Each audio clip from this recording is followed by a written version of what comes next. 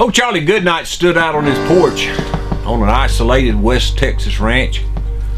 Out in the yard were 9 mounted old warriors, reservation Comanche.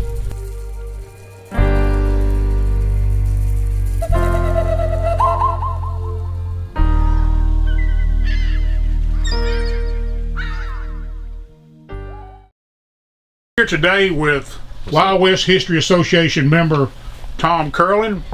He's also a famous cowboy poet and a master storyteller. Good morning, Tom. Morning. I know you've been out to Texas many times, and you've also been to Charles Goodnight's home place and cemetery. Is that correct? That's correct. Yes.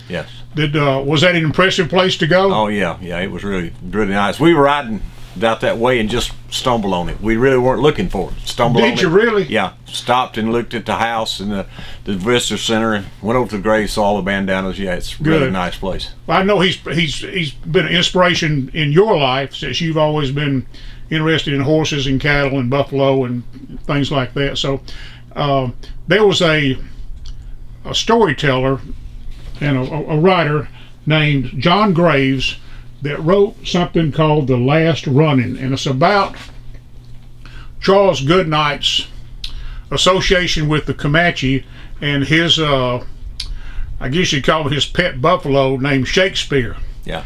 And it goes on further to talk about this group of Comanches came up and wanted Goodnight to let them have one last hunt. And Tom Russell, the songwriter and great singer, entertainer, he took this and created this poem out of it, or story, but it is a poem also. And will you recite that for us today? Yeah, I'll give it a shot. How about that? That'll be great. Okay. Just go ahead whenever you're ready. Old Charlie Goodnight stood out on his porch on an isolated West Texas ranch. Out in the yard were 9 mounted old warriors, reservation Comanche. They were chattering in broken Spanish, and Charlie laughed at their Indian cunning. They wanted a buffalo from Charlie's private herd. They yearned for one last buffalo running. Old Ironhead, the leader, warbled on about a time when the land and the buffalo was everyone's, meant to be shared. Before the white man, the iron horse, and the barbed wire. So the Comanches figured a gifted buffalo was fair. Charlie kept 14 head on a far hill so he could gaze at them as he drank whiskey in the evenings. Charlie's favorite was old Shakespeare, a horse-killing bull, but the beast had a spirit Charlie truly believed in. Now, back in the time of blood and confusion, the Comanches were the fiercest of mounted tribes, but smallpox, syphilis, and whiskey had scoured their numbers and eroded their pride.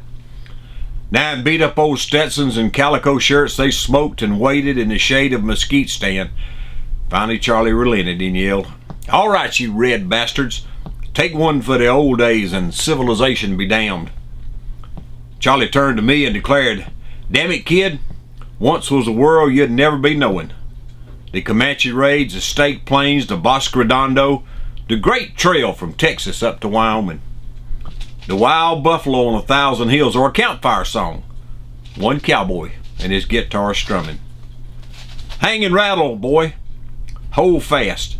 And remember this well, the last of the buffalo's runnings." Now Charlie gave Ironhead his choice in the herd, and of course the chief picked Charlie's favorite, Shakespeare. And as Charlie sat on the porch awaiting the run, we knew he was fighting back tears. A tear for the bull and the passage of time, an old life that would never come again. The Comanche, the buffalo, the vanishing west, just dust on the dry Texas wind. I've a Carol One tricked the bull into a chute where old Shakespeare about tore the rails apart. The warriors waited on broke down old ponies as Charlie waited with his broke up old heart. Then Juan turned the bull loose, and it was all Comanche blood memory, wild war whoops and arrows and shrieks. Old Shakespeare fought like the king of the bison, one you could kill but never defeat. The Indians cut up the meat, sang a buffalo song, a deep guttural sound, their ancient prayer. And Ironhead rode up and saluted Charlie Goodnight as the Comanche rode off across the West Texas plain. And me, I was wondering, Did I see what I saw? The wild shrieks and the death of that bull? It struck me most than more things I witnessed and all that history I've learned in school. Yes, I was just a kid, 12 years of age, and the frontier was soon dying and then done. But now that vision returns through 70 years of reflection, my own, the blood memory of that last great buffalo run.